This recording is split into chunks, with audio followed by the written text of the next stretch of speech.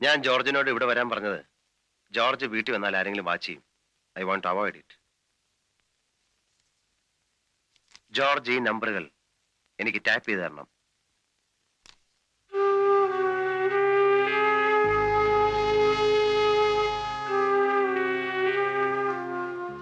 ഇതിൽ സി എമ്മിന്റെ residence number ഉണ്ടല്ലോ.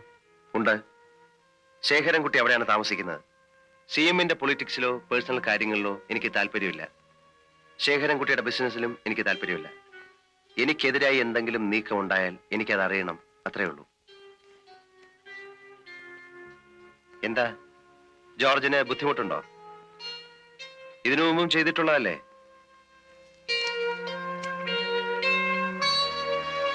ജോർജ്,